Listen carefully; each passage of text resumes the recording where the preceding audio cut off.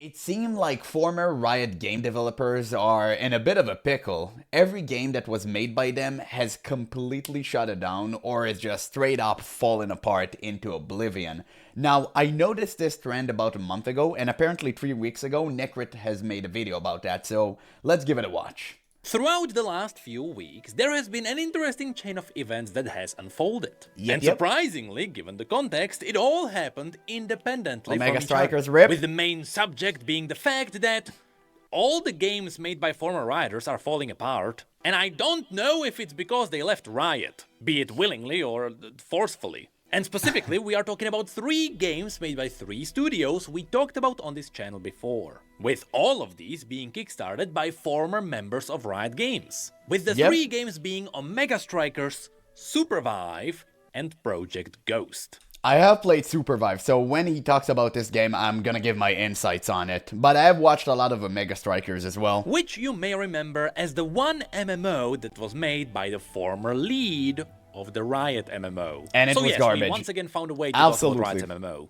But yeah, we are essentially doing a dive into all of these games, and we're gonna talk about where are they now? Starting with Omega The Strikers. graveyard. Omega Strikers is a game that was made by Odyssey Interactive, a studio that was founded in 2020 by some very well-known former Rioters. And we're talking about people from both League of Legends and, at that time, Teamfight Tactics. Now, Yep, and there was a ton of buzz about this game. If you weren't around when this game came out, basically they hired a ton of streamers and like well-known figures to play the game on stream. And it's so funny because the game had such a huge uptake, and then it just fell so straight into the bottom, like straight into the abyss. And I mean, it only makes me more sure that paying a lot of streamers for marketing is not gonna make your game good. It has to happen naturally, like it happened with Among Us. And also, I mean, just the game needs to be good and have some sort of a contingency plan, right? You need to make sure players are invested and willing to pay, technically pay, but also play more. But this game had a really fun learning curve, but I think once you get inside that game, it's, you pretty get out of it pretty quick. It doesn't entertain you for long enough. And I mean, it was supposed to be like, Rocket League killer or something, but no, dude, like, people will always play Rocket League over that. with the main focus of this game being sticky gameplay, I can tell you that game was good. When it comes to the raw gameplay, I liked it a lot, which is why I also played it a lot. It is essentially a football game combined with a fighting game, where you punch a lot of opponents to get them out of the way, but you also punch the ball to score a goal. By the way, you notice how former Riot developers always go for like the same, Eastern style aesthetic, like the anime vibe? It's so weird. Like, why does it always happen?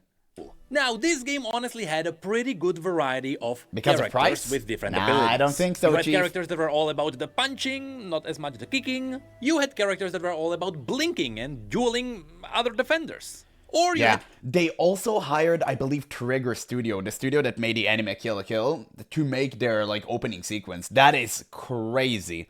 Like, the amount of money invested into marketing was baffling. I remembered looking at this game thinking to myself, man, there's no way people won't play this game, at least on release. And I was partially right, but again, the game was so quick to fall out of people's minds, it was crazy.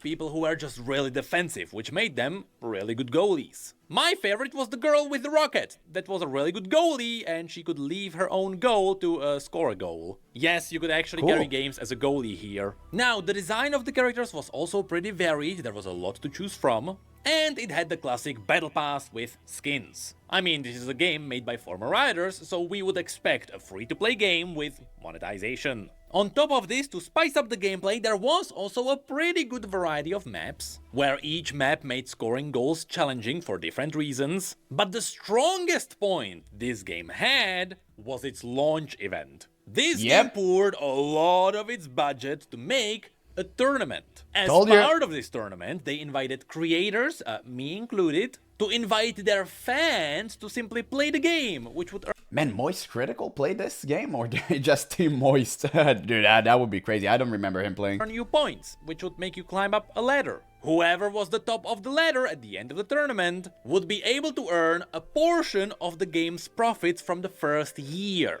So yes, there was quite a bit of encouragement to make people play the game. And it actually worked decently well. So on the marketing side, this was a success. The problem then is, everyone kinda slowly left. Yeah, I managed to witness this firsthand because I actually managed to get Diamond in this game. As I mentioned, I played it quite a bit. And so I can tell you the reason why people left the game is not necessarily because it's a bad game. First of all, the genre is slightly niche. We are talking about a fighting game. It's not slightly niche, it's extremely niche. Nobody really play like sports game like that, I mean. And this was something really different. It was a fighting game, which is already a niche on its own, and it was a sports game. So it was a very weird combination where you kind of land in this dead zone between that sports gamer and, you know, fighting gamers don't want to play this game because it's somewhere in the middle and it doesn't satisfy both sides' craving. So it was a really weird position to be in. There is also a sports game. And how many sports games outside of FIFA or something are actually popular? I mean, even Rocket League, which might be the biggest... To be fair, they are extremely popular. They're more popular possibly than any game almost we know. I mean, a lot of normies play sports game. A ton.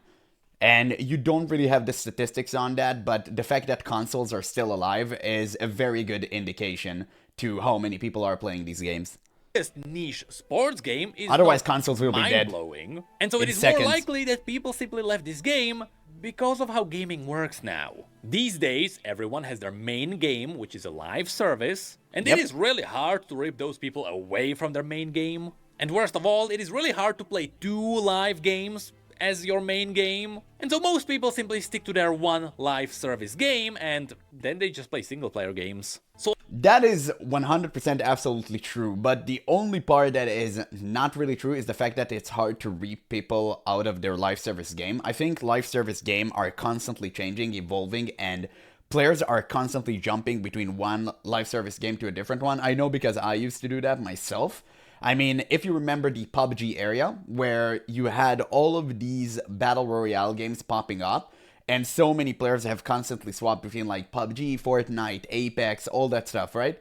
So at the end of the day, you settle for what you feel is best. So it's just a matter of when you release your game, like the time frame, and also what's popular at the moment. So unfortunately for Supervive, for Omega Strikers, right? Also for Supervive, it's that just nobody want to play this game. That is the harsh reality. That is like a fact. Omega Strikers simply couldn't rip away their own portion of their own players. And that also could be because, over time, the game kinda got samey. And that is despite the fact that, yes, there were some roguelike elements in the middle of the game to spice it up, and they did have the different arenas, but overall, the game kinda felt the same.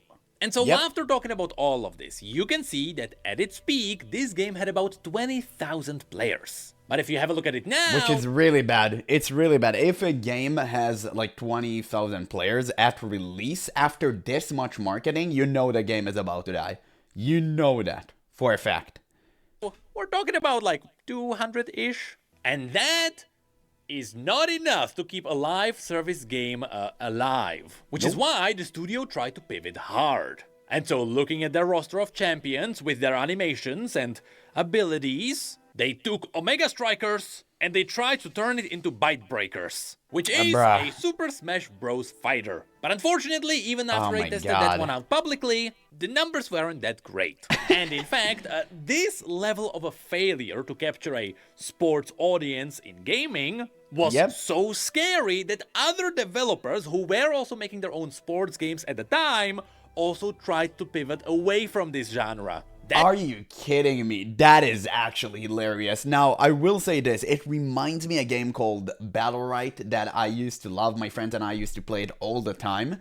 And when, again, we kind of going back to what I said previously, which is the Battle Royale craze happened, and they tried to pivot to Battle Royale instead of investing resources into their main game. So the game ended up shutting down and the Battle Royale just went into oblivion as well. That's, I mean, pivoting this hard will almost never work. It worked for Fortnite, but Fortnite already had a pretty good base to work from, and they didn't have to pivot hard because they already had all the resources in the game. All they need to do is change some rules, and that's it. But this is like a one in 100 of millions of cases, like that happened the right way. So it will rarely work for a different game, rarely. And it also depends on like the time frame, again, what you pivot to. So there's a lot of variability here. And unfortunately for Mega Strikers, yeah, I mean, fighting games are a niche. You pivot from one niche to another, like nobody really gonna play that. And if you even consider the fact that Multiverses have played, which was a way better version of this game, I mean, why the hell would this one succeed? That's how scary the situation was. It's because they had the massive marketing budget, and it didn't help. And so, Mega Strikers, founded by some pretty great former writers, is fading away. And that brings us to our second game, Supervive. Supervive is also a game we talked about on this channel before, multiple times. And compared to Mega Strikers, this game really had the kickoff it needed to start something great. This game I also played, and I have, I think, one video on my channel about that. I have played that for multiple hours. I had a ton of fun, but this game have a lot of problems. I wonder if he's gonna talk about them. If he won't, I will. Of course, this game was made by Theorycraft, which is a studio where you can find two people, both of which are really known former writers, Joe and Jess. Yes, both of these were also victims of some League of Legends memes in the past. Now, Supervive is a top-down Battle Royale hero shooter. And I'll have to say, this game has some great design elements. Absolutely. Not only is it visually quite good, but the gameplay has always been very smooth, the shooting and using abilities has always felt very satisfying, and the Battle Royale genre worked quite well. But again, despite no obvious bad part of this game, it just kinda didn't stick. No, there was an obvious bad element to the game. It was overwhelming. There were way too many elements inside. I mean, you could farm creeps, you could get a ton of weird items, all of this stuff. It's just confusing, man. People play Battle Royale just to kind of get a cool weapon and start shooting. Battlerite had abilities, you had upgrades, you had all of these complex item system. Well, not really too complex, but they're just very overwhelming at first because everything in a Battle Royale happens all at once. Everything happens within the game. Even the fact that whenever you start a game, you have like a random modifier to the map, that confuses people. And I think Supervive overwhelmed the majority of players that would have played it. It certainly overwhelmed me, but even after I got through it, I just thought to myself, man, that's like too much. You have all of these vaults that you can get keys for and you can open, and then you have like bosses and creatures, and on top of that you have the regular enemies. Like, nobody wants that, man. Nobody wants that. It is way too much. And again, that could be because currently live service gaming is brutal. And just like Omega Strikers, this game also like launched even live here, service gaming. look at that. So many things are dropping to the ground, like this random stuff, and you have all of these chests that you need to open on top of that. It's just way too many stuff. It's just too much. Brutal. And just like Omega Strikers, this game also launched with quite the marketing budget, and while its peak player count as a result was 50,000, we are currently looking at about good number. 300 people, oh with God, the peaks that's not a good of number. the days being about 800, which is honestly not that horrible. You can definitely use those numbers as a platform to start growing. But the issue is, this team tried to grow quite a few times in the past and they just couldn't figure it out yet. They tried some big changes in the past, for example revamping how itemization and progression works. But even these risks didn't really do that much. And so very recently, we got a video from the team where they talked about what is happening and where the game is heading. And so first, Jess starts with... Let's start off by... Again, why stuff is happening outside of the game. Everything in a Battle Royale should happen inside the game. Nothing should happen outside of that, except for like skins and stuff. Nothing. You should keep everything within the game, and you should do your utmost best not to overwhelm the players. Addressing the elephant in the room. We had huge ambitions for Supervive at launch, and we haven't yet found the success we were hoping for. This immediately makes you think, So is the game slowly fading away? Well, the answer is no. It seems Yes. like the team is very stubborn and focusing on their pure passion, they just keep marching. Apparently, their 2.0 patch is coming, which apparently includes some quality of life changes, for example letting people make their own queues. They are also revamping how boss fights work, and there is even a new Death Knight hero coming to the game. And they are also planning to do game modes. The reason for this is very obvious. By using game modes, you are opening yourself up to just try different things, which is how you can find a place to grow. Let's not pretend like this did not happen to League of Legends before. And so it is a pretty smart attempt at expanding. So who knows? Maybe in the future, Super 5 will be back. Maybe they can do a simplified mode where you don't have all of these stuff overwhelming you, and then it can work. I mean, even right now you can see on the screen, you have all of these flying mechanics, and they can differ, depends on what you have, and it's just too much. It's just too much. It may be different, they might be trying new things, but at least they are trying. Speaking of which, we're not even sure if the last one is trying anymore. And that is Don't say that. Project Ghost. Oh, so no. we talked about this one before. God. And that is simply because Project Ghost is an MMO made by the fantastic Pixel Castle, which was a studio founded by Ghostcrawler, which is the person who first announced Riot's MMO back in the day. Yes, we're making a full loop here. Now, Fantastic Pixel Castle always had a massive veteran roster of developers. We're talking about really big people from Riot, really big people from Blizzard, as well as Ubisoft. Simply said, this is not a team of amateurs at all. And they all tried to make a new MMO that was slightly different from what we got before. Specifically, this MMO was focusing on the red shard, blue shard mechanic. In other words, Red Shard was your shared world. Imagine your classic World of Warcraft with a world where everyone can meet each other. But Blue Shards were essentially randomized instances. Dude, whenever I hear a randomized X, I immediately turn off the screen. Like, no, chief. Don't give me anything that is randomly generated. I think it sucks. It only works at certain games like Path of Exile. But that's pretty much it. Like, never put this type of content in an MMO. Never. That's the gravest sin you can imagine. Think more like Minecraft. And so the gameplay loop would be that you would go into this Minecraft to farm some resources to then go back into the shared world and do some raids. Why would you do that? That doesn't sound too bad if it's... Why won't you have one shared world where you can interact with people? Why the hell will you go into some randomly generated garbo to try and farm resources? That is omega level of cringe. MMO is like literally, MMOs live or die by their world design.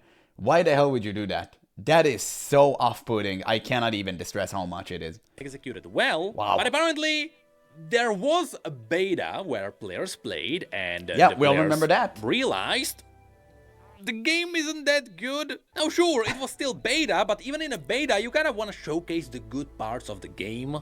And overall, people kind of looked at it and said, yeah, that's an MMO. Now if you played World of Warcraft before and you remember... Look at that! Look at that garbage. Oh my god, that is disgusting. And they called it a beta too. That is insane.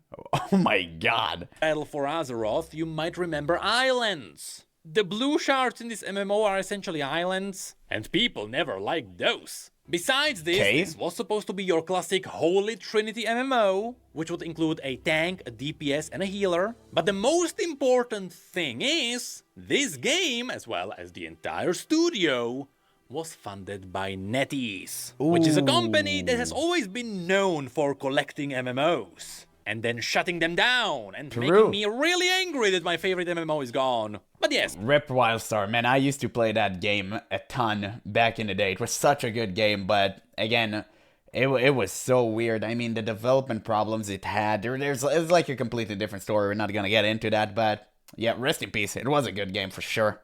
There was an article from August where NetEase essentially confirmed that a lot of their studios are kind of failing in their aspects, meaning that since NetEase is a business, they need to readjust their funding in those areas. Cut your losses. So there was always the risk that something would happen to the fantastic Pixel Castle. And well, let's look at this quote from Josh Strife Hayes. NetEase released a statement on this and said it is our responsibility as a business to regularly assess the progress, viability, and potential success of all our games and studios, and to make decisions based on those business considerations. So while Fantastic Pixel Castle and Project Ghost are currently funded by NetEase, that may change. So it turns out, yes, Sure. NetEase pulled the plug. And we got a massive tweet from Ghostcrawler that confirms the entire situation. I wanted to share the news that Fantastic Pixel Castle's time as a first-party studio within NetEase Games is coming to an end. NetEase Games has been very gracious and supportive of looking for another publisher for our game. However, in the current market environment, very few deals are getting made for any game, let alone something on the scale of an MMORPG. We're doing everything we can to find a publisher or investor. At the same time, we are encouraging our team members to explore future opportunities and supporting them through the uncertainty. Which publisher is going to invest in that garbage? Which publisher is going to look at that and say, hey, I want this game? You really, I mean, that's just the unfortunate reality of building an MMO. They are the most difficult games to, build, right? It's super difficult to build an MMORPG, and we can see that from, previous failing projects. I think MMORPG honestly have the most failing projects, like in any other genre whatsoever, right? And you can really tell, building an MMO is not something you can afford to fail in. You really need to nail a lot of aspects to get yourself going. And unfortunately, they just didn't do that. Like, even good MMOs back in the day failed. So you really need to know what the hell you're doing, and just having a team of fully fledged developers that have been good at their previous companies is not going to cut it. You need to know what you're doing. So it's not about having the most brilliant minds out of, previous companies that they left, right? It's about knowing what the hell you're doing. If you never worked on an MMO, you're not gonna make a good MMO. If we are unable to find a publisher soon, the reality is the studio would likely close, and the entire team, leadership included, would be affected. We want to thank the Ghost community, our playtesters, and the literal hundreds of people who gave us advice on how to find funding in this absurd, challenging time for our industry. I hope you all have a chance to play Ghost. I also want to thank the Fantastic Pixel Castle team who has made a game that we all should be proud of. I know it's a cliche to say, but demonstrably this is the best team I have ever worked with. We are righteous in collecting data, and the data on our team Damn, this is the best team you ever worked with? Holy, okay, that must mean a ton. morale and performance is higher than I have ever seen. Despite the challenges, the past 2 years have been the most satisfying of my career. And so yes, the MMO made by the person who originally announced the right MMO might be shutting down. There is the chance there might be an investor or something might happen, but overall it does not look likely. And that is simply because in today's market of games, most people actually prefer indie games. And so making a game with a big... Well, they prefer indie games because AAA games just suck. It's not that they prefer indie game, it's just the best option available currently. If a AAA company would actually make a good AAA game, people will play it. I mean, we just play indie game. I'm an indie gamer myself. The only reason I do indie games is because they are the best option available right now. There's literally nowhere else to go. There's a lot of, I believe, spot for the taking, and nobody is really willing to make the cut outside of indie game developers. So there's a lot of room for good games on the market, especially for an MMORPG.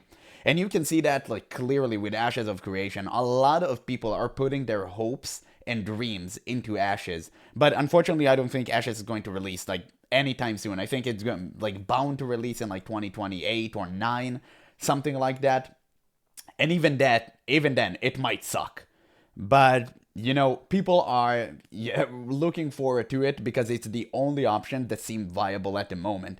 I truly believe that if Riot itself won't screw up their MMO, a ton of people will play it. But right now, everything is up for grabs. Team is a massive risk, which means it seems like their only option to keep this MMO alive is through crowdfunding. Bro, look at this gameplay. What the hell is that? What they were thinking? This is so off-putting. Jesus, man, that is so lame. And if we've learned one lesson in the past, it is that Kickstarter is totally an amazing idea to fund MMOs. True.